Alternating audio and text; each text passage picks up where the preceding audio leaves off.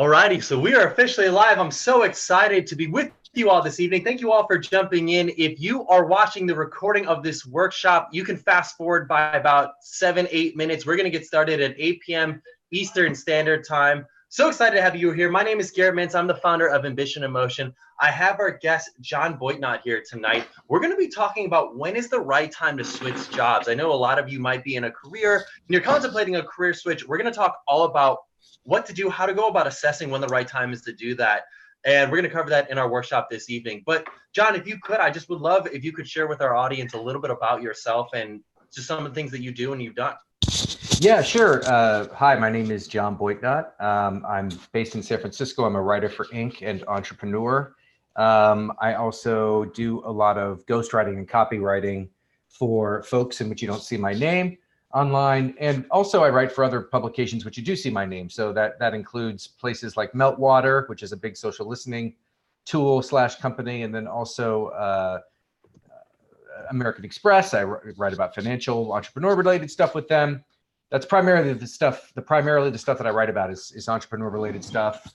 How to lead, productivity, financials of business, social media marketing in general, some of those different topics.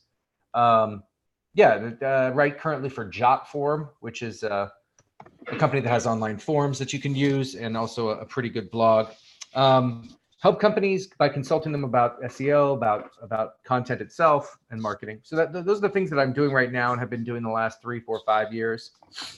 Before that, I worked at different PR agencies, different media companies, different startups. There was another social listening startup that I worked with before. I sold infographics for a while. I consulted on social media marketing. I worked for NBC. I've written for USA Today. I've written for VentureBeat, Fortune, Business Insider. I wrote with them for 2-3 years. I've written several articles on Fast Company. So I've just been around the block in terms of, I have a long history in journalism going back to the 90s, working in TV, radio, newspapers, magazines, and now the internet. I was a TV reporter by the time I was 29 years old in Santa Barbara in Southern California. So I've had a lot of careers. I've done a lot of different things. If you're a media person, you know about the dark side and the good side. And so I've been on both the dark side and the good side. Good side being the journalism side, the dark side being the PR side. So I've just been all over the map. And that's kind of a brief history of time there. That's really cool. So it sounds like when you graduated from college, you knew you wanted to get into the space of communication. Is that correct? Yeah, I got a BA in communications at UC Santa Barbara. I lived in Santa Barbara for 12 years total and ended up coming back to the Bay Area where I'm from, San Francisco. I knew right off the bat that communications, that TV reporting, that journalism of some kind was what I wanted to do. I knew from the age of like 11, 12, 13 that's what I wanted to do. And that didn't really ever change. I ended up kind of going off of that and not quite doing the hardcore journalism reporting on the news stuff nearly as much as I got a little bit into my 30s because it just didn't make enough money. It was too high stress. So too high stress for too little money. Values shifted and changed, and I was able to transition into the internet in the Bay Area here. And that's really cool. I've been doing that ever since. And that's really fascinating because I think that's a phase that a lot of people are really interested in right now. They're in that phase of, okay, I'm doing something and I really like doing it, but maybe my personal value system has changed over time. And how do I identify when that right time is to switch? We're going to go into that during the workshop, but that's just really fascinating. That's really cool.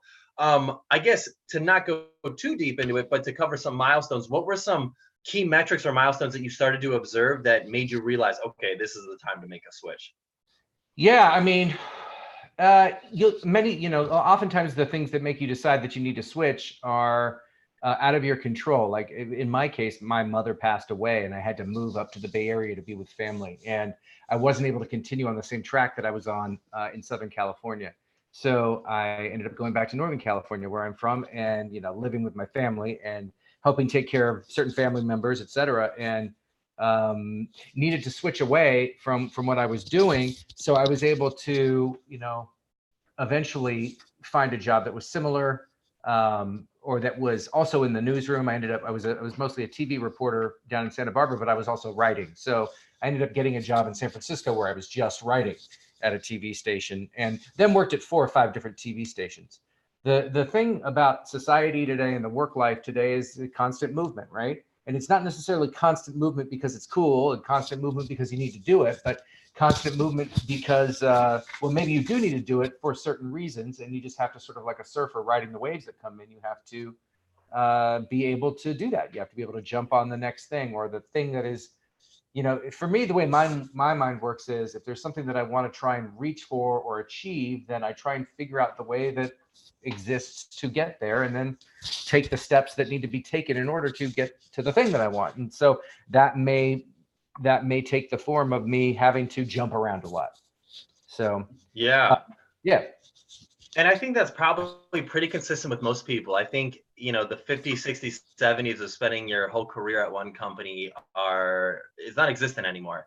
But I think we're still, really. And it's interesting, we talked about this last night in our workshop about professional interviews, because we're cognizant of the fact that we're not going to stay at this company for the rest of our lives, but that when we go into an interview, we should treat the interview like as if this is our number one option. But I do feel like there's almost this, that we're not fully there. I feel like as a professional society where we're all accepting like, okay, cool. Like you're on let's plan on you being here for 2 years, and you know, this is what you're going to work on. And then if we decide that we want to continue this, like, great. And if not, that's okay. But like, I think more companies should start to be more transparent about like realistic timelines. What do you think? Yeah. Have you heard about the ghosting phenomenon related to? Yeah. Oh, yeah. But elaborate, please. Yeah, sure. Yeah. I mean, like people losing, they even get the job. You know, they go through the normal interview process, and, you know, they wow the people that they're supposed to wow, and they somehow get the job, and it's not easy to get a job. And they disappear, off they go, and they never respond to the manager again, or the supervisor again, or the whoever. If it's a startup, it could be the CEO. They never respond again. They just sort of ghost them. And so that apparently that's been happening more and more and more. I've talked to different startup founders who have described it. I ended up seeing a research study on that. I even wrote a story about that. And there's a lot of different things that you can do as a boss to try and prevent that from happening. And it has to do with transparency and being pretty engaging from the start.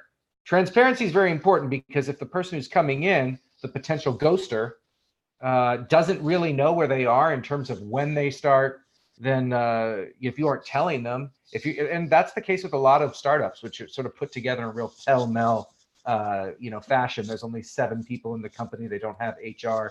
The communication, the transparency, the professionalism just isn't there, because the person who runs it is, in their 20s and has not really ever worked in, a more organized way before. And they just sort of want to run their own company because it's sexier, because they think they're really smart. They end up with a bunch of stuff that doesn't work. So anyway, the goal is to be a little bit more like transparent about where you're going with the person, so they actually know what's happening. Bring them in, maybe even introduce them to team members, that kind of thing. Anyway. Yeah, no, that's a lesson I had to learn early on. I was thinking about the other way, about companies ghosting applicants. They'll have the interview and then never follow up. Mm-hmm. I think that's been going on for a while, but I have had a situation where a few years ago, when we were very small and like the only people we could bring on were interns, like we interviewed a guy, hired a guy. We said, hey, we're going to start on Monday. And then we had Monday, didn't come around, didn't answer emails or texts or phone calls. And I was just like, hey, I'm just like trying to do a wellness check. Are you okay? And totally fell off the radar. And then 7 months later, like re-emails me back and says, hey, so sorry, I've been not around. I actually need to have this internship to graduate. Can we get started? And I was like, no, man, you've been like, we've been like, that was over the summer. This is like February. Yeah, totally. So companies ghosting prospective employees has been going on forever and a day. And that's been going on since there were companies and since there were employees. It's more or less. But the newer thing is apparently prospective employees are ghosting. But yeah, no, that's definitely for sure. You gotta if you're in a position like that, you want to try and maintain contact with the company, and then also always have a backup plan. Manage up all the way, all the time. Manage up. Totally. Because people can be unreliable, and even though many people you meet will not be unreliable, will be fine, you still want to you prepare for the worst, you expect the best, right? So Totally. that's what you got to Well, do. let's dive in because it is just past 8 o'clock here Eastern Standard Time. I know you're on the West Coast, but I am so pumped to get started. Students, thank you all for being here, or professionals that are here. Thank you all for being here. Tonight's workshop, we're going to be talking about when is the right time to make a career change? When is the right time to make a career switch? I've got John Boitnott with us tonight. But before I introduce John, I want to just talk about some initial things with the mentor program and just touch on some updates from the program so far. So if you have not reached out to your mentor yet, get on it. Like, get started. Reach out. You got nothing to lose. You should not be waiting on something to happen to get started. I'm sure this is not as big of an issue with you all because you are now all in your careers. Take advantage of these mentors. They want to help you and see you succeed. Hopefully you've already had your first, second, maybe even had 3 calls so far with your mentor. If so, fantastic, amazing. If you've not had any calls with your mentor yet, send me an email. We'll figure it out. We're more than happy to step in and figure out what's going on here. For tonight's workshop, it is about 45 minutes of content and about 15 minutes of Q&A. If you got any questions during the workshop tonight, post it in the comments area. That's how we know that you're in attendance, and that's how we can answer your questions. So post in the comments area. We can essentially answer those questions you've got and interact with you. I want to learn about what's going on with your world. Now, before we get started and we jump into the workshop, there's a couple things that I want to announce in terms of just announcements for next semester. So one, semester signups for next semester have already opened up. So if you know other professionals, other students, other people within your organization that you think would benefit from joining this program, I would love to solicit your help and encourage them to sign up. If you get 3 other people to sign up from your organization, your fee for next semester is cut in half. If you get 6 or more people to sign up, you don't even have to pay. You are all good. You are set to go to jump in. It's totally free for you. So I want to encourage you to get people that you know in your organization to sign up. They can be students, they could be fellow alumni, it could be either or. Now, one other thing that I wanted to mention is that if you're really enjoying your experience through the workshops, through getting your mentor, if you could do us a favor, I would love if you could grab your phone and take a 30 to 60-second video of yourself talking about your experience going through the program and send it over. Upload it to Google Drive, share it with us, share it with me. That would mean a lot because I think it would encourage a lot of other people that are on the fence about joining and signing up to actually take the leap, get involved, jump in. So I would love to have your help with that. Now, so to jump into this workshop, there's something that we covered in the previous 2 workshops, but I want to cover again tonight because it is so important. And that is the 3 keys to success in this program. And that is strategy, that is story, and that is state. Now, when I say state, I mean your physiology, your physical body. What state are you in? Are you in a state conducive for receiving information and retaining information? Or are you tired, hungover, long day, so I'm just stressed out or whatever? I'm jealous, sad, mad, angry, dejected. If you're feeling anything negative and your body language is reflective of that, you're going to retain information in a manner that's conducive with that, which is not much. I mean, if you've ever been in a class or sitting in an office desk for way too many hours and not moved around your body, it's extremely difficult for you to actually retain the information that you're learning or that you're applying in your life. So fortunately, you can do things to help get your body into a state conducive for retaining information. So what I want you to do right now is I want you to stand up. And for the next 30 seconds, what I want you to do is I want you to shake it out. I want you to get loose. I want you to shimmy. I want you to scream at the top of your lungs. On the count of 3, I want you to just yell at the top of your lungs. 1, 2, 3. Yeah! Just let it loose. Let it out. Let it go. Get a shimmy. Get a shake. Get it going. Get that blood pumping because when your blood is moving your brain, you're releasing endorphins. When you're releasing endorphins, you're getting your body into a state conducive for receiving information. So take advantage of these workshops. Take advantage of this hour. Take advantage of the insight we're about to share with you because we've got great information from John this evening that I want to stick in your brain. It's not a coolness factor. I don't care if you wake up your neighbor. I don't care if other people are looking at you thinking, who is this person? Why are they being crazy? You've got nothing to lose because ultimately you are investing yourself into these workshops. You might as well make the most of it. Get your body into a state conducive for being successful. The second part is the story. So what is the story that you tell yourself? So why will you or will you not be successful? What is the visualization you play in your mind? I think for the story, to really focus in on this workshop specifically, what I want you to think about is I want you to think about the story you tell yourself for where you see yourself in a year from right now. In a year from right now, where do you see yourself? Now, it might be at the same company. It might be within the same company in a different job. It could be in the exact same task. It could be at a totally different company. I don't know, but I want you to write in the comments section, where do you see yourself in a year? And I want you to visualize, why are you going to make that change in your life, and how are you going to go about getting there? Write that in the comment section right now. What I want to see from you in this is I want to learn about your story for why you're going to be successful and how you're going to make the most out of that, how you're going to get yourself to the stage in life where you want to be, and that you're going to make the changes and the updates in your world that are going to get you there. Because if you tell yourself like, hey, I'm an introvert, or hey, I've got all these things, these obligations in my life, and I just, I can't make this, I couldn't make a change in my career path. I mean, it's your decision. I mean, it's your life. Like, you have to weigh, can you still be happy and work in a different job and get compensated in the way that you want to be compensated? Or do you know that you're going to be just frustrated and dejected and mad and not so satisfied with your career, but to have the consistency of that? I think when I think about the story, I think about actually a story of when I learned about the founder of Samuel Adams Brewery. He talked about things that were dangerous but not scary, or things that were scary but not dangerous. When it comes to actually making that switch in your career, it's scary, but it's not dangerous, because it's going to make you feel rewarded later on in your life. But sticking to a job that you hate is dangerous, but it's not scary. You're doing the same thing over and over again. You know what you're getting into, but you're going to go down a wrong path, and you're on the wrong path. So being honest with yourself is crucial. So I want to hear, what is your story? Why are you going to be successful? Post that in the comments. Awesome.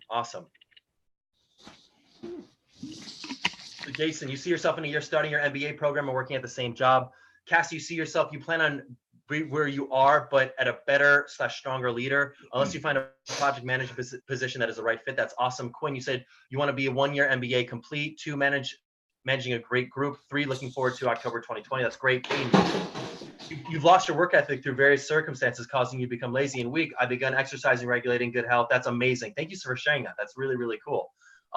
That's amazing. So whether that be personal, professional goals and missions that you set for yourself, those are fantastic. And the last part is the strategy. So how are you going about getting yourself on a regular routine basis, getting yourself and putting yourself in the position to make the change in your world?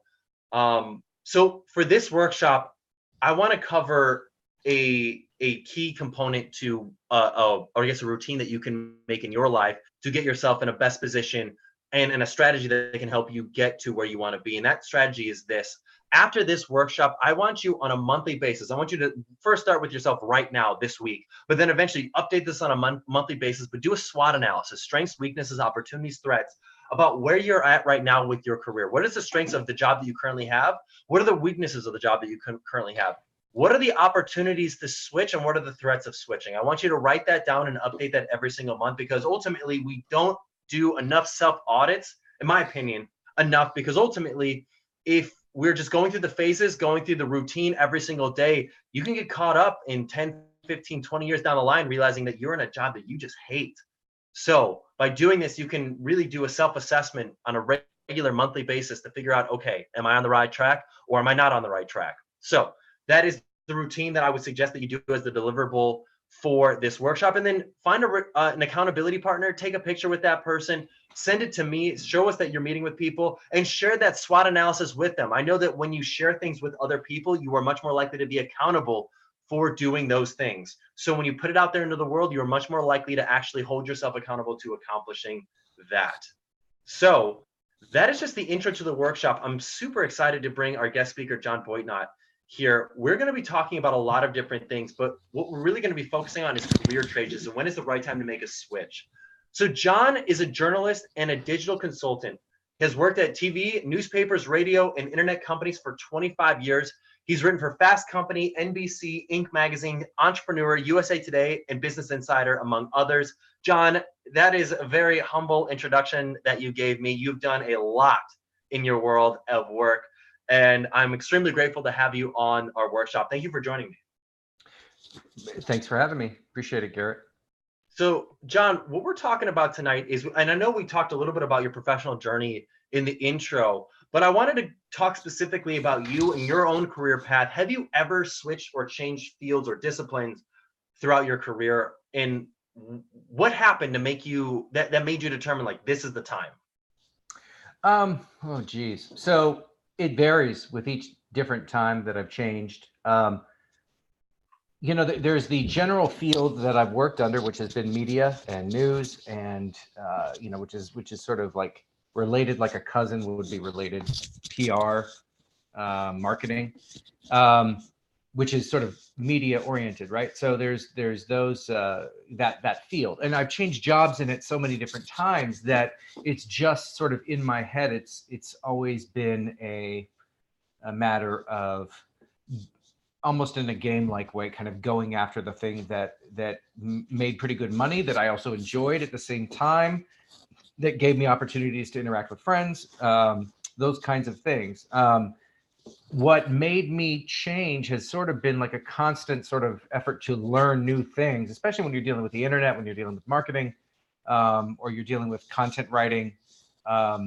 There's a lot that changes, whether it's SEO, whether it's how Google takes a look at your content, or whether it's writing different subjects for different publishers. There's just a lot that needs to be done. There's marketing plans, et cetera. So there's different odds and ends of these various sort of semi-related fields that I've worked in, and in attempting to become good at whatever it was, each became its own kind of journey. And some of those journeys didn't end up working out. No, look, everything's very temporary and ephemeral, all right? In 30, 40, 50, 60, 70 years, none of us are going to be here unless they figure out some life extension thing, which you never know, they might. But even in that case, we're just here and gone in a blink of an eye, compared to the cosmos. So as far as the cosmos is concerned. So everything changes. There's nothing that stops changing. Your idea of a SWOT analysis is great because it sort of allows you to stay present in whatever moment you're in every month, and figure out the various aspects of it and where you are in your head related to it. So so I think the original question was, when did you determine was the right time to switch? And I mean, what I would say is that the switch is already happening. The switch never stops. As soon as you get to some place, you're probably not going to be there for terribly long, even if it's just 20 years or 10 years or 5 years or 10 months or 5 months.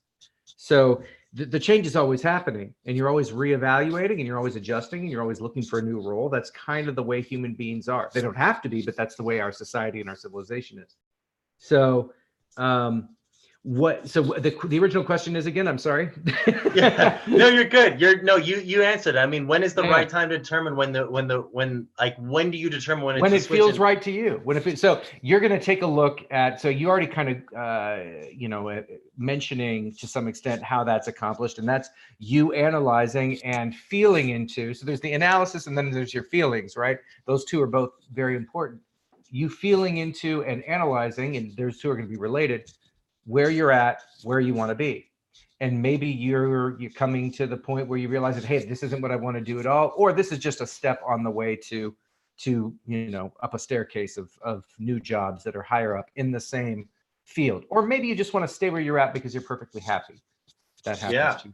Well, that's fascinating. That sounds very consistent with a lot of our research on work orientation. So we talk a lot about like job, career, and calling. Those are the ways that people view their work, and it's fluid. It changes throughout your life. And so I think one thing you described earlier when you said, I switched jobs because I felt like it was going to help me learn new skills. That would be very career oriented in terms of that methodology. It might not necessarily be a promotion, but it means that you're learning a new skill to get you into a new sector or to a new industry or a new opportunity from that. But then you also mentioned like, hey, maybe I start focusing on my family, or like I just want to settle down and just like be on autopilot when it comes to work, so I can put my energy and my mental focus into my outside of work life. And that would be very job focused. And I think, maybe. Yeah. Go ahead. I was just going to say, there's a national obsession with your job and your work and your work life nowadays. That's the way our society is. That's how people are rewarded in general. By in America, the first question we ask people is what's your job? They don't do that in most other countries. Here, that's our national obsession, and it's unhealthy to a good degree.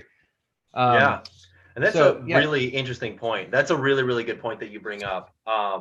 Because I think it goes in all directions. I think like in an ideal world, we like to think that we're equal parts of everything, but in reality, we're not. Some people are very motivated by getting promoted, which for the most part, puts a big sacrifice on work-life balance as well as on calling. Some people are like, hey, I do this for the mission. Like, I want to make an impact and I want to be changing people's lives. Like, that's a big motivator for me, but that's not necessarily the case for everybody. But that puts a sacrifice on me and my own like growth in terms of professional growth aspirations, as well as my work-life balance aspirations. And then on the flip side, yeah, some people want to focus on that work-life balance. And I think that's coming more into popularity now. I think people are becoming more cognizant of like, hey, I need some time away to recharge, because ultimately that is going to put me in the best position to thrive. Yeah, no doubt. It's living in the Bay Area, I think that people are more progressive here. It's kind of a progressive bubble, and most of the people who do live here tend to be it's you get a much. There's 8 million people in the Bay Area, so you get a wide spectrum of different people. I know a lot of folks.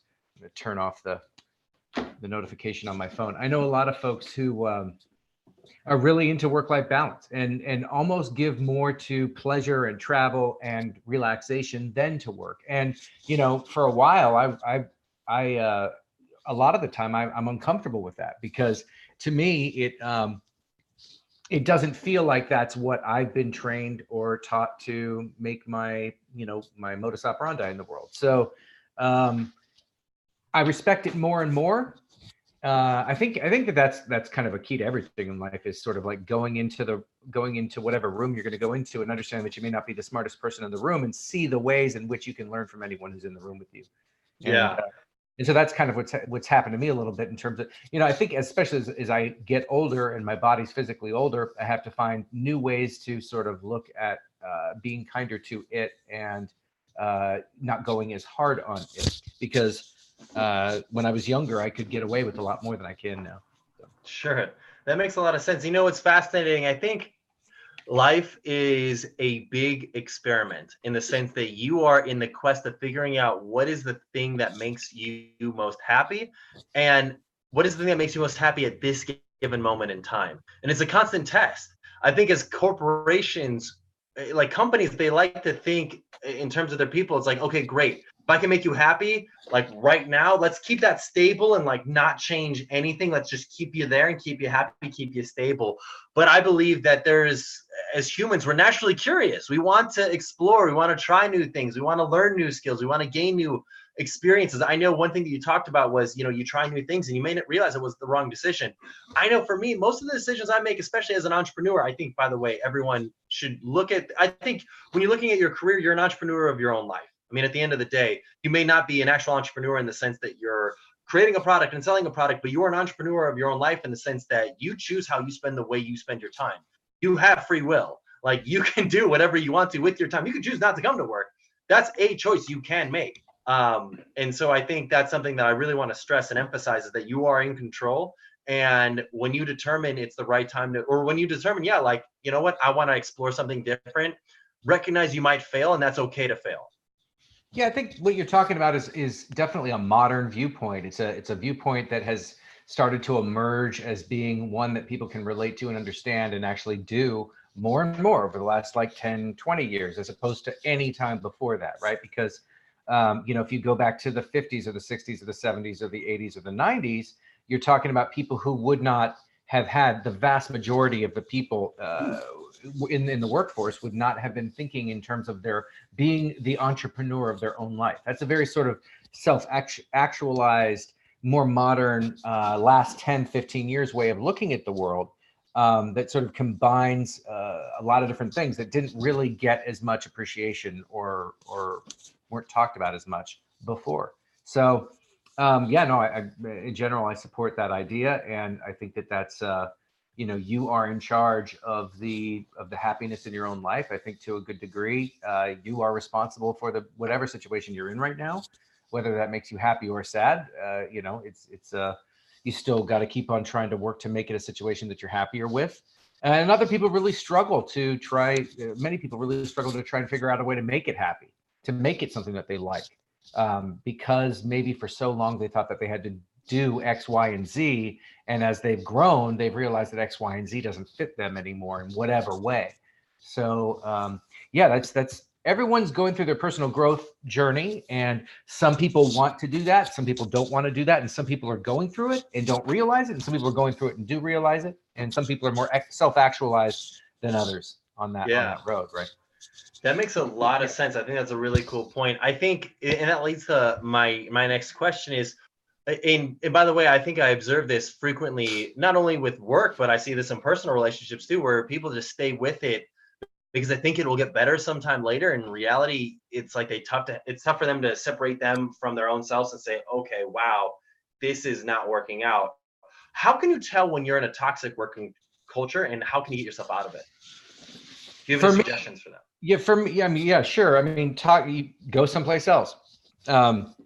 Toxicity can come from the boss. It can come from the way in which sort of the organization is set up, the way that the different employees have to work with each other. It can come from a particular person who sits in the desk next to you, their passive aggressive behavior or their lack of communication skills, or you may be the toxic person and not even realize it, and you could be contributing to all those things. And the question is, how do you know when that's the case? Well, you're going to know it from not feeling all that great about the work situation. You're going to know it by the fact that when you get up in the morning, you aren't looking forward to going in there. You're going to know it by the fact that when you are away from the place, you take it home with you to some extent, and it still continues to bug you. You find yourself complaining about it to your friends and letting off steam about it to your friends, or by drinking or drugs or whatever, because that's a national scourge. I mean, they're literally the amount of people that died in the Vietnam War are dying every year from opioids. So yeah, people are hurting everywhere, and so that shows up in shows up at work.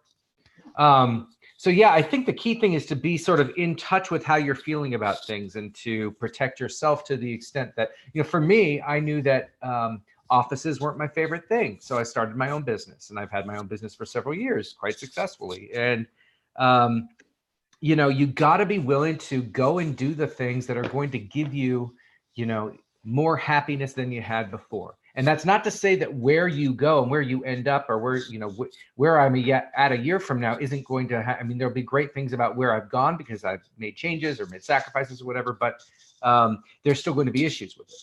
So you're not going to go to some place after working really hard to get there and everything is going to be perfect. In most cases, everyone still has to deal with some issues. So there's always going to be toxicity. I mean, the nature of startup culture here where I live in Silicon Valley in San Francisco, and in all the other places where startups exist and companies exist, is that there's toxicity in the workplace. There are employees who have issues. There are supervisors, managers, and bosses who have issues. And just go into a movie theater or a Cinnabon or a Burger King or a restaurant, and you're going to come into contact with people who are unhappy with what they're doing. And so toxicity is everywhere. Life is kind of difficult in the way that we set it up here on this planet at this time in history. So, yeah, that's interesting. I think that there's, what about the subtle difference? I think there's a subtle in between. Like, I've got a toxic work environment, and I think some people are just putting up with it because maybe one day they'll get that promotion and they think it'll be all better, or they'll get reassigned to some new location or whatever, and maybe it'll work, maybe it won't. I don't know. But I think there's a subtle, there's an alternative there where I have hit I love the company I work at. I love the people I work with. I've hit the ceiling, though, of where I can go. And I don't know if there's any additional skills that I can gain within my company. And I almost feel like I've got something that's great, but it's like I'm not growing anymore. What do you suggest for somebody like that? To pick up a part-time job, and this part-time job is called looking for another job.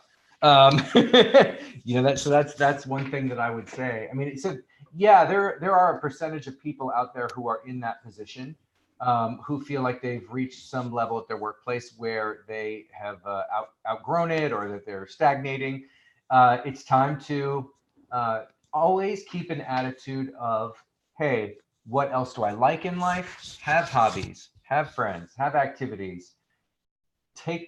When you talk to people who you know in your life, listen to what they do in their life, and listen to see if any of those things that they do in their life sound attractive to you, in terms of you maybe wanting to be able to do those things in your life. And so as you identify those things, you can start to take steps, no matter how small, each day, each week, to slowly but surely build a bridge to that next thing that you want to be able to do in life. And that's kind of what I'm doing right now. I mean, to some extent, I feel like I've outgrown what's possible in the internet world, and I'm taking real estate classes. Something I kind of have always been interested in since I was in my 20s, so for the last 20 years, has been real estate. Never really seriously thought about becoming a real estate agent until the last couple of years. Writing for the internet and writing for different publications and different companies that need blog content can be a grind.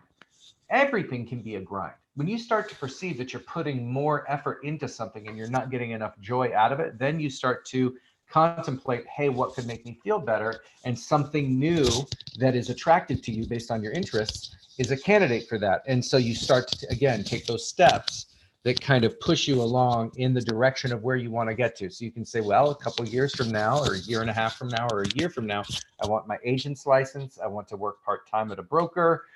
Still, because when you start as a real estate agent, you aren't going to be able to necessarily have the biggest network already. You're not going to be selling houses, really big, expensive houses, a ton. You won't be making, a ton of money right away. You want to make sure you still have a framework, a job that you've been doing already, that can help you sort of transition into the new one, right? And so that's what I'm working on, and that's what I'm currently doing. And it's not easy to do. These things can be intimidating. The classes that you have to take for example, the real estate, there are like 3 classes that I'm taking, and you really have to put in effort and time into them, on top of me running my own business, on top of me raising a dog that I got a puppy, he's only 10 weeks old. So there's a lot that goes into it. Yeah. Do your best and take your time with it, and try, again, make little steps. Yeah, and that's interesting, because Vlad has a question. He asks, how can you tell if you need to leave a toxic situation and not sacrifice for the time being to have a better future situation? Okay, say that again. Let me go look at Vlad's. So I believe, if I'm interpreting the question properly, I think Vlad is identifying, okay, I recognize I'm in a toxic situation. I want to transition. Should I just quit right away, even though I don't really know what my next step is, or should I really work towards identifying what that next step is? It depends on the specifics, but I would say take your time with it. As much as it sucks to be around the person. In one of my articles on Inc., remember I did a bunch of research on toxic people in the office and how you may be one of the toxic people, because I'm definitely a believer in taking a look at yourself and seeing if you might be the issue, something about you but we're all the issue, right? That's the whole point of that. When you look at another person, you're just looking at kind of a mirror image of yourself, only somewhat different, but we're all the same, right? There's no actual, genetically, there's like, such a minuscule amount of a difference between us. It's like 0.00001% of a difference between us. We're not even that different from a banana genetically anyway. And we're all made of the same stuff, which is essentially energy. It's not even like tangible stuff. We think it's tangible just because our brains were designed on the plains of Africa to avoid getting killed by tigers. But anyway, so look, it depends on the situation. I would take my time. That's the short answer. That's a good answer. That makes sense. I would do that as well. I'd suggest that. I think ultimately, you don't want to drop everything you're doing. You don't want to lose, obviously you've spent a lot of time to try and get the job that you have. It at some point has been an important enough thing for you that you took your time to get it and do it right and end up in the right position that you liked at the time. And there are situations with the people who you work with that make it difficult. And the best thing you can do is to lay out a path for something different as fast as you can, and keep things moving slow in the toxic situation. Maybe try and even make them better if you can. Very difficult to do. Some toxic situations are more toxic than others. I've been in really bad ones, and it was all I could do just to not jump out of there right away. And fortunately, in most of those situations, I've been able to have someplace that I was able to get to pretty quickly right away. But so yeah, try and take your time if you can. Don't spoil what you've built so far, and try and use it to leverage something else. That's the trick, and that's the key. Yeah, exactly. And I mean, they may not feel the same way as you feel about them. And so ultimately that could be a reference that you leverage later on in your life. But I want to ask you, just people watching this right now, what are the most important factors when it comes to your work? What are the things that when you think about your work, post in the comment section, what are the things that are most important to you? And yeah, I want you to go deep about this. And by that, I just mean I want you to really like think hard to yourself. What is most important to you when it comes to your work? And are you currently being satisfied in that area? Post in the commentary. It could be finances. It could be work relationship with your colleagues. It could be a relationship with your boss. It could be the work that you're doing. I'd love to learn about that. Post that in the comment section. But I want to go back to that, John, because I want you to share a story about when you made a career switch and it just did not work out. Was a bad, just it was didn't work out. Was that, but was turned out to be a bad mood, but you learned from it. What did you learn, and what was the switch? Yeah, I mean, the one that comes to mind right away is I was just looking at Nicole's comment, by the way, too. She was saying it's a frog in the boiling pot situation. Last time I stuck around about 6 months too long. The last 3 I was applying as much as I could, didn't miss a paycheck. So yeah, that's an interesting story by her. But I would say that okay, yeah. So I was working at a social listening company, and man, the toxicity level was so high. I mean, it was there were only about 20 employees. You know, we had stock, and it was a situation where I wanted to hang around as best I could, but it got pretty toxic with my supervisor, and my coworkers were kind of a saving grace, and we were able to sort of hang on to the position for a while longer. I was able to hang on to my position for a while longer, but behind the scenes, someone had just left that company, had gone and started her own company because of the toxicity level. And I ended up, so I was able to sort of jump over to her company. The only problem is that the jobs that they wanted me to do over there weren't jobs that I was interested in doing, and knew that I wasn't going to be happy and was going to hate life. And so after just like 3 months there, I was out. So that was a situation where I jumped to a new place, and it just didn't work out. And then actually after that, I ended up going into business for myself, which is something I had success with before, and something I've continued to have success with ever since. It's a lot of work, but you know, you can make a good amount each month, but you really have to hustle to make it happen. So yeah, that was the story. You know, That's a cool story. That's a really good perspective. I like that. You know, I think what I really like about your story is those self-awareness that at 3 months you're like, boom, I'm out. it was less than that. I realized that as I was telling the story, it was less than that. It was like, it may have been like a month and a half or 2 months. Like I did my best, but some of the stuff that they had me doing was right up my alley, what I wanted to be doing. But by the nature of it being a startup with just 4, 5, 6 people, I went from a startup that had about 10 people, 15 people to 20 people. While I was at that startup for about a year, it had gone from 10 to 20, which is why those numbers are in my head. But I went, so the new company that I landed in was much smaller, and it required me to wear all these hats. Many of the hats I didn't want to have anything to do with. So, and there was no opportunity to kind of delegate them to anybody off of Upwork or Fiverr or anything like that because of budget. So yeah, that wasn't easy, but you know, it was kind of one of those things where it was dark. It was darkest before the dawn, and I was able to go back to more journalism, more writing, business for myself, that kind of thing, and that has worked out. So that's really cool. And you know, I think so often I'll see people that know that they're miserable. Like they knew within the first month, like this is not going to work out, but they stay there for a year or two, waste a year or two of their lives because they're afraid of having a gap on their resume. And I think to myself, like, man, like if you know it's not a fit, the company's going to be happy that you left early. You're going to be happier that you left early. Move on to something else. Well, you know, keep open-minded about it in the sense that, is it a waste or is it not a waste?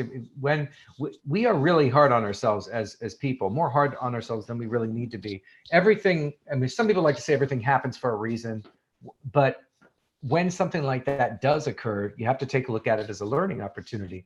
And that's where it has value, right? I mean, they always say things like, okay, sure, when you know, where you learn the most is where you fail. You don't really fail unless you completely give up, you know?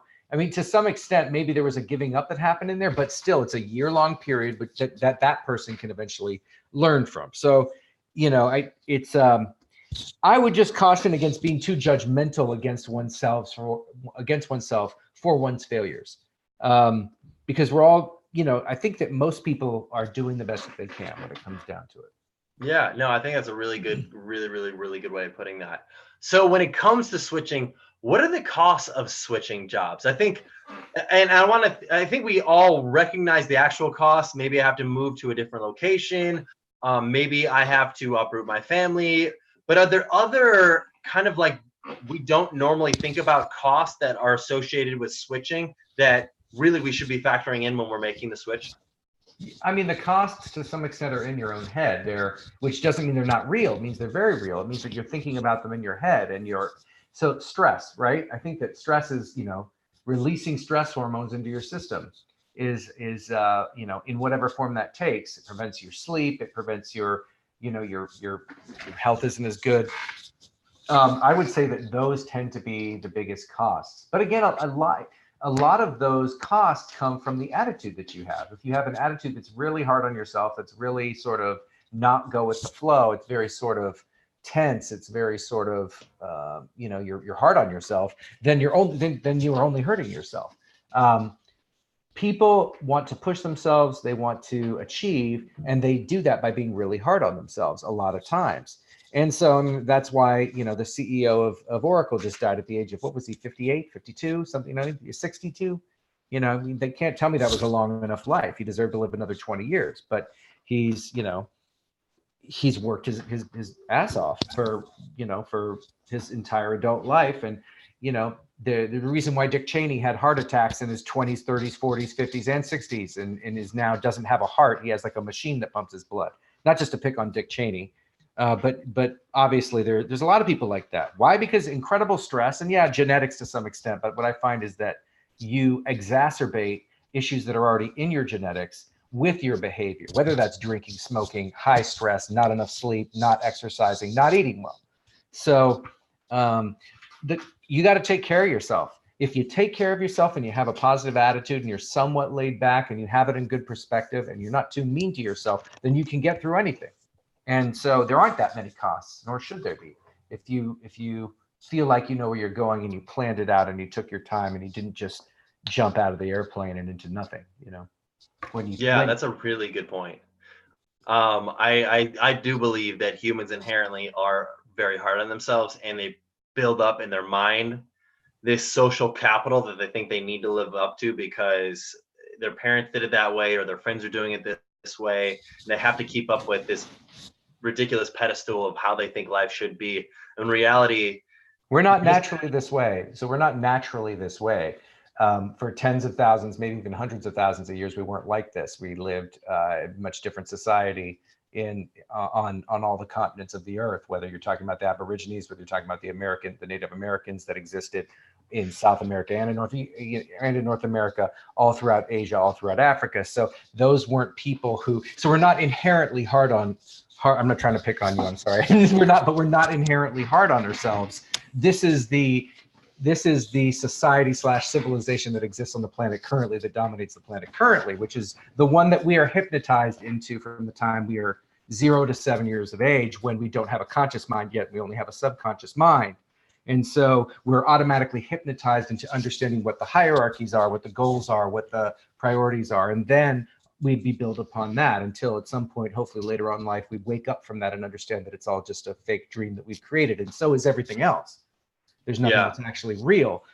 We decide what's real, and then we go forward proceeding under that paradigm. But so, it's just the hypnotized program, the program that we're hypnotized into, to believe that we should be hard on ourselves, to believe that we need to achieve all of these things. There's no reason. Like Jim Morrison, the guy who was the lead singer of The Doors, he said that we should all just be happy, naked children on the beach. There's no actual reason why we shouldn't be. We've just decided that we're not, so we're doing all of these other things. Whatever. It's not so much about judging any of it. It just is. Yeah, I think that I want to almost kind of like pull out of there. Maybe the moral of this is just, at the end of the day, recognize you're in your own lane and you're running on your own ship. And that for the most part, people want to see you succeed. Like, no one's really rooting against you. No one's plotting your demise. They're running their own lane as well. And for the most part, their lane shouldn't coincide with your lane either. Sometimes we build it up in our head that someone's plotting against us, or that they want to see us fail, or that they don't want to see us succeed, or whatever. More often than not, people just don't have the time for that. They're focused on their own game and playing their own game. So I think for everybody, just recognize that, and recognize that all that matters is your own happiness. If you can take a step back to think to yourself, hey, is what I'm doing meaningful to me? Is it making me feel fulfilled? If not, stop it and move on to something else. You're not going to be able to help anyone else. You're not going to be able to have any success, any true success in life unless you actually feel good along the way. Because no matter how much you've achieved while you were doing something that you didn't enjoy it while you were doing it. If you look back at it with some feeling of, hey, I'm really proud of myself for having done that, and there was good and bad, well, then I feel like then that's, you know, that's something you can be proud of and something that you know you did take joy in and you can be proud of. I think that that's like one of the main things that everyone is searching for in life. They're trying to set up a situation where they can do something for at least somewhat long term that they can be proud of, that they can look back on with some level of happiness about. Yeah, that's a very good point. I mean, I know that's why I do Ambition in Motion, that's for sure. Yeah, for sure. You're doing the thing that you get joy out of. Yeah. You can tell by you know how you're doing it, and that's great. That's what people want. That's what people need, and it is attractive. It is a thing that attracts, which is why you have like 10 people watching right now, and you know what I mean. So it's and it's something that you're building for the future that is going to be part of, you know, whatever you do. And so I think that that's great. I think that that's and that's that, you know, that's kind of how I knew when I was a little kid I wanted to be a TV reporter, and I ended up doing that. It's just it's a dream and you follow it. Yeah, no, that's a really good point. You know, to switch gears kind of slightly, when I'm in I'm in my career, I realize I don't know if this is the right path for me. I want to switch completely out of what I'm doing. Like, let's say if I pursued my career because of the education I pursued, and then I decide I'm going to switch totally out of that, was my education a total waste?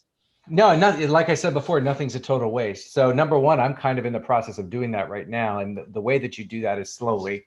If you want to still preserve what you've been doing to the extent that it can support you into the next thing that you do, then you move more methodically and you kind of plan it out to the extent that you can, and you don't sort of rush headlong into it too fast, and you make your plan and you ease out of one and you grow into the other. But again, the point that I think is important is, no, it wasn't a waste. You know that you're going and moving into something else that has nothing to do with what you originally thought you were going to be doing, but you know that because of everything that you learned having just did the thing that you don't like so much. So Yeah. So look, again, nothing was wasted. It took you the time that it took you to get to the point where you are now. And again, the issue comes when we start to judge it, when we start to take, oh, well, you could have done that better. Oh, well, you could have done that better. And that's just like this nagging voice in people's heads. And it is probably the cause of 99% of all the issues that exist in the world today. And if people could just chill the F out and not be so damn judgmental on themselves, then we would all be much happier.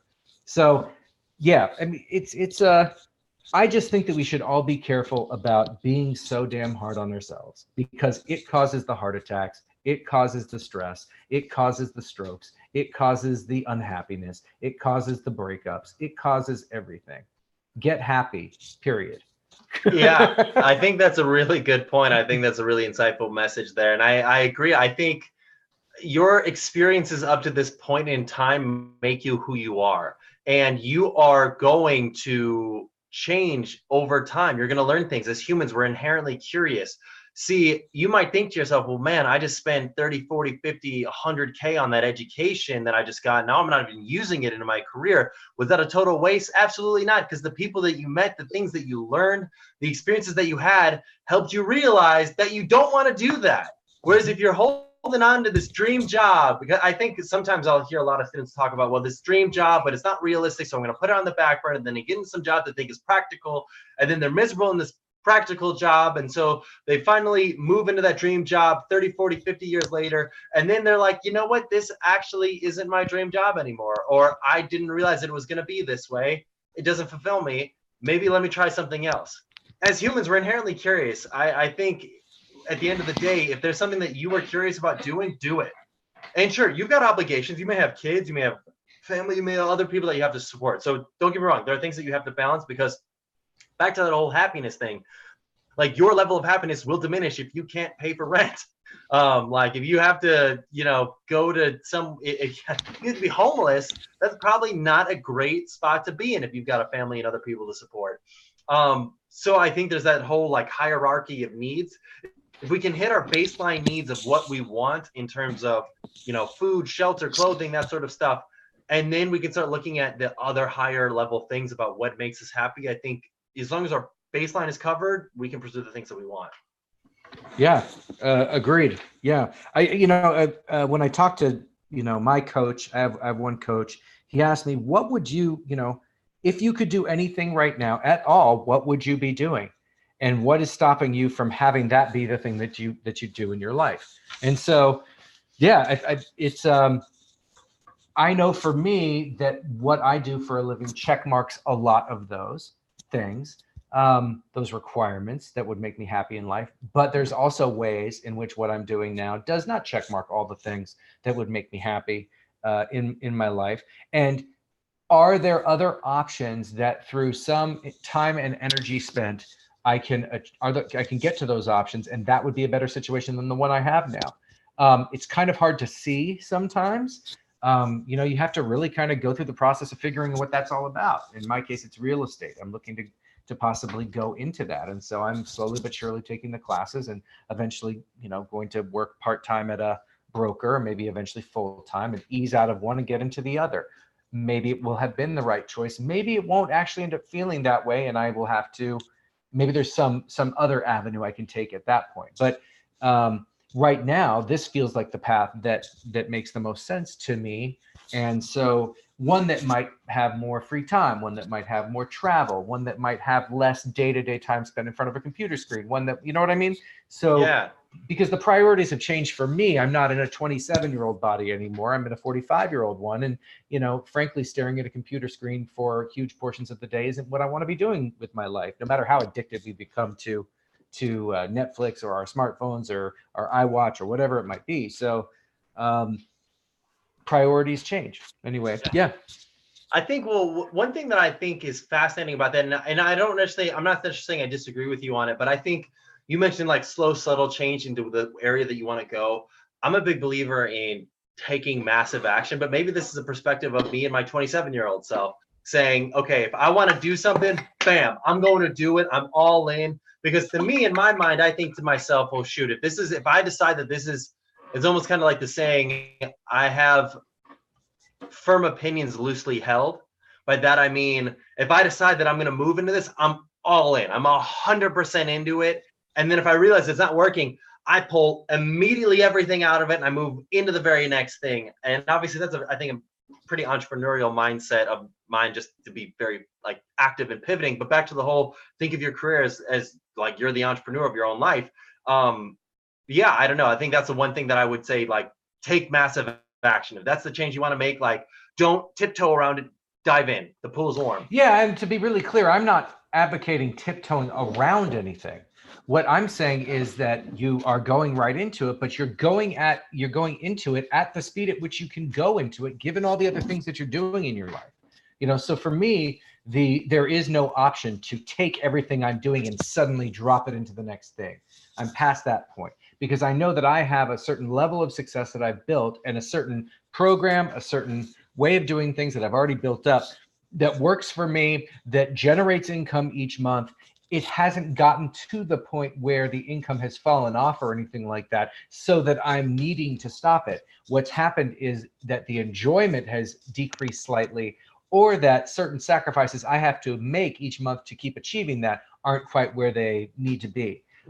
And the goal is to try and switch into a different type of lifestyle that enables me to be more empowered, feel more freedom, be more happy more often. And so that isn't something that you can necessarily get to instantly. I feel like, but that's not to say that what you're talking about is is not a good idea or can't work. I'm not saying that. For you, it may work because, frankly, your mitochondria are younger. Your mitochondria are far more, able to jump around and do things. Whereas, that decreases as you get into your 30s and 40s and 50s and onward. If you take really good care of yourself, and have the right attitude, you can still move at a very fast pace. But the vast majority of people out there aren't moving at a fast pace and are sitting in front of the TV on the couch or in front of the computer in their room. So, and we all know how that works. So, So yeah, I think that that's a great idea. It definitely goes again with your entrepreneurial mindset that you have, and I think that's great. And I think a lot of people can be inspired by that and get a lot out of that. And I, to some extent, I feel like what I'm doing is a version of that, but I'm wanting to. When you start working in real estate, in my case, you need to have, before you build up the network, you need to have something that still makes money for you, so you can actually, build yourself up in real estate. And so that's what I'm doing. So for me, I feel pretty entrepreneurial, and I'm happy about that plan and that idea. And I feel like for me, that's about as fast as I can go, kind of doing two things at the same time almost. But, as you get older, especially, and you have to watch out for stress, you can't be doing so much because your health can suffer. And I don't want that either. I still want to have a happy, fun, healthy life as well at the same time as all those things. So, yeah, no, that makes a lot of sense. So by the way, we've got about 8 minutes left. For anybody who's watching right now, if you've got any questions for John or myself, post them in the comments section. We'd love to get to them. And then one question I had for you, anybody who's watching, what is something that you've learned from this workshop this evening? What's something that you've taken away from this workshop about when it comes to you contemplating when is the right time to switch jobs? What is something that you've taken away from this? I know one question that I hear often, well, actually I don't hear often, I don't hear enough people contemplating when switching, because often what I'll hear is people say things like, okay, I'm not making enough money, I'm going to switch jobs. Or I'm not doing the work that I want to be doing, I'm going to switch jobs. But they've never contemplated what it might be like to make a diagonal switch within their own company, to make more money or to do a different task. What are your thoughts on talking with other people within your own organization about maybe making a switch to a different department and getting and feeling those needs that we have that we're not currently getting from the current job that we have? yeah, I think that if you're a boss at a company, if you're running a company, if you started your own company, you have a small business, whether it's, brick and mortar, whether it's an online marketing product type thing, you always want to be open to, so you want to know your employees. Obviously, especially if you're at a smaller company, or even if you're at a larger company, you want to know your employees. So if you're an employee, you want to make sure that your boss knows you. And if they know you, then they're going to get a good sense for whether or not you might be a fit for any other thing that you might be interested in down the line. Does that make sense? So like if I join a company and I'm running growth marketing, but I'm doing that because I know that in the future I want to be doing, content marketing. But for right now, I'm taking this growth marketing job because I know it's a good, startup. There's an opportunity there. I'm going to get a bunch of connections and I'm going to be able to make a transition to someplace else or the same place at the company. I'm going to make sure that the people who I work with know me well, and the people who I work with know that I eventually do want to transition to that other possible position in the same department. So that's up to them, and it's up to you to some extent. If it ends up being a fit, great. If it doesn't, you can always, work on trying to go someplace else. That's never a process that happens like that. It really just depends on how much you sort of throw yourself at the move. How much time you devote to, like I said, get a part-time job, trying to find another job. It depends on how much effort you really put into that. Some people don't really want to do it deep down, and so they kind of don't really put the effort towards leaving, or they think differently. Their brain works differently, and they know that the place doesn't work for them, but they just don't know how to get themselves to kind of leave yet. There's a certain level of comfort that they have. Maybe one of their best friends works at the company that they're at. There's lots of reasons why they may be staying, which is, again, another reason why none of that is a waste, because in my opinion, because eventually you're going to learn all that about yourself. If you're an introspective, reflective person, if you are gliding through life and not thinking about all of these things, then you're not going to learn from what you've been through. And to some extent, it will have been a waste if that's what you value in your life, to have learned from something, Yeah, no, that makes a lot of sense. So what I'd be curious to know is, can you quit a job in a professional manner and still get a positive professional recommendation? Yeah, sure, of course. One would think that especially if you quit in a professional manner, then they're going to be more likely to give you a recommendation. What I would say, though, is that it's, again, partly up to you, and that you have to build up the relationship with the people that you work with such that they would want to give you a recommendation.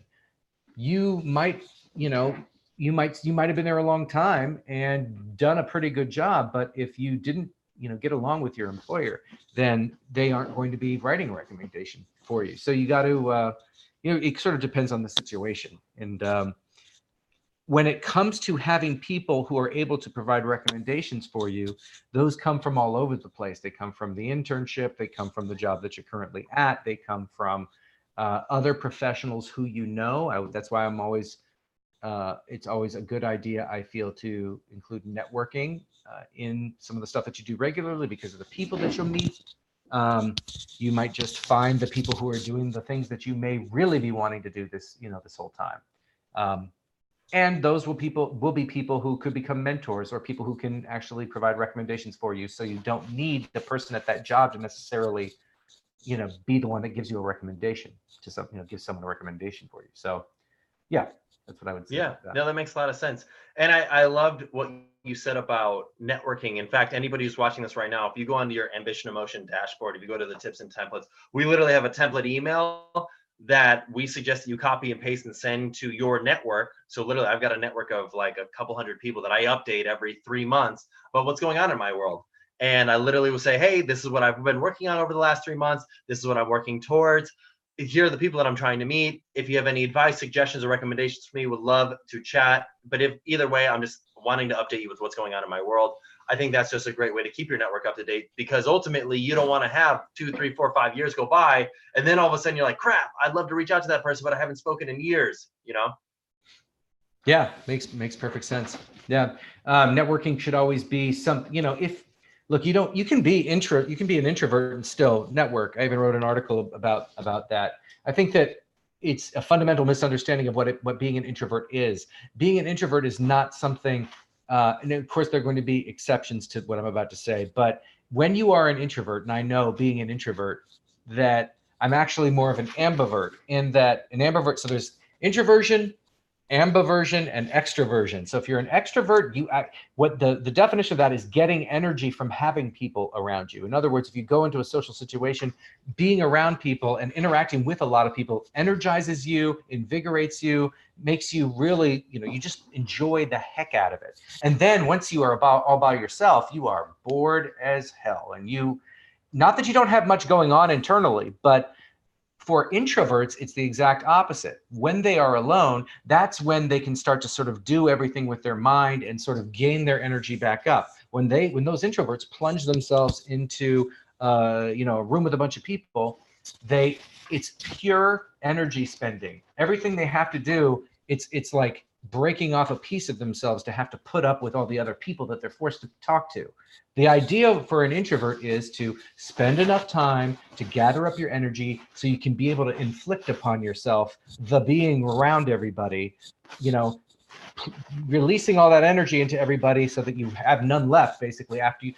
Introverts, quite often, I talked to hundreds of zillions of them over the last God knows how many years, they're all really drained after 1 to 2 hours of networking. They've had to give out so much of their energy just to put up with everybody. And so that's why they go into their cave afterwards and they're happy. That's an ambivert, right? That's somebody who can turn it on and then turn it off. And they gain energy from being alone. The poor extrovert, when they're by themselves and there's not a bunch going on, they are just bored to death and they lose their energy. The only thing that gets it back for them is being around everybody. So as an introvert, you can go out there and you can do it, but you have to self-soothe.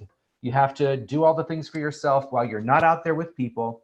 You have to give yourself your alone time, watch your favorite TV show, read your favorite book, exercise, cook, whatever it is that you do, or be with your loved one. And then you can go out there and give your energy to a bunch of people for a networking situation. So all I'm saying is just be careful how you network. Don't overdo it, especially if you're an introvert, because no one out there understands what introverts go through. They just assume that you're some sort of antisocial person who doesn't like people, but that's not the case at all. Yeah. One last question. Vlad asked, what if you determine you're the toxic person? How do you be less toxic? Well, it depends on the way that you're being toxic, right? So I would say do some introspection and learn more about the way that you're interacting with people. Talk to your friends and, maybe here and there, but don't overdo it. Ask what aspects of you they have seen others have issues with, or they think maybe you're struggling with. I think that there's, to some extent, there is a personality type out there. And I think all of us have this to some extent, where we make it all about ourselves. maybe you're going through a bad breakup or some difficult times, and you're allowing that to color the way that you interact with everybody and at work. And when you do that, you're making everything about yourself, and that's not cool. And the reason why that's not cool is because you're at a workplace and you're supposed to be professional. While you're at work, you're supposed to put away that part of your life where those things are happening, and you're supposed to execute, right? So to the extent that you don't do that, that's a form of being toxic at work. I think we all know the person who's passive aggressive at work, where they kind of, it's kind of a chronic behavior. It's, it's you kind of are aggressive, or your actions are aggressive, but you're not saying things that are aggressive. So it just sort of varies. Read up about it, see if you do stuff like that, be honest with yourself and see if that's happening. You may be able to recognize that behavior in other people, and that sounds familiar to you. And then you realize, I don't really do it that much. And so maybe you're not the toxic, most likely you're probably not the toxic person, because a lot of people at work are, there, and they understand how to behave, and they do behave pretty well. I think one other aspect of being toxic that I've seen in myself, and that I've tried to work on, and that a lot of people have, is that they get jealous of other people's success and they don't wish them the best. I think it's important to recognize when you are jealous of somebody, and to see how that colors your interactions with others and your opinions about things. If you are jealous of other people and you aren't happy for any success that they're having, and all you can kind of do is kind of criticize them, it's not their fault. You're the toxic one. So that's kind of what I would say about that. Those are some ways to identify whether or not that, the toxicity is coming from you. Yeah, very self-aware. And the other thing that I would say about that is, okay, so you've identified that you haven't always been the best person. Great.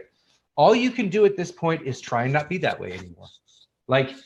And you still might fall down and not succeed all the time. But at least at least you're trying. And you have to give yourself credit for that. And again, don't be so hard on yourself. I love it. That's great. I think the best way to become less of a jealous person is to recognize when you're jealous. Yeah, for sure. And anytime, that's why people like meditation, because a lot of times with meditation, especially guided meditation, you start to notice the things that you think about, and you start to notice the way that you think, and you start to see the patterns of the way that you think, some of it not being that healthy. And that's an example of that. You might see aspects of yourself that you aren't pleased that they're there. So all you can do is kind of work on it from that point. Notice when you fall down, and keep getting back up and keep moving forward. Love it. Well, John, this has been awesome. Thank you so much for joining me tonight. Thank you for joining, for the students and alumni, people that are here. Thank you so much for joining this workshop. This has been an excellent workshop. Just like it's one final steps, just remember the deliverable from the workshop this evening is to do a SWOT analysis of strengths, weaknesses, opportunities, threats of your current job and in leaving your current job, and just do a monthly audit of that every single month. Take a picture with an accountability partner, send it to me at my email, and I'll just know that you've done it. That would be amazing. But yeah, I mean, that would be the deliverable from the workshop this evening. In terms of the program next semester, the signups have already been opened up. If you could help refer and encourage other people to get involved, would love to have that. John, how can people find you? So Twitter, jboitnott.com, so @JBOITNOTT. Also, I'm at my website is jboitnott.com. So those are the two best ways to find me. And if you want to see my my work on Inc. or Entrepreneur, where I've written hundreds of stories over the last several years, look up John Boitnott Inc. or John Boitnott Entrepreneur, and I'll come up right away in a Google search. Cool. Awesome. Well, hey, John, thank you so much for being here tonight. I'm really grateful. Everybody who's watching, thank you so much for being here tonight. Have a wonderful rest of your evening. Our final workshop will be in November. See you all then. Thanks a lot, Garrett. See you, John.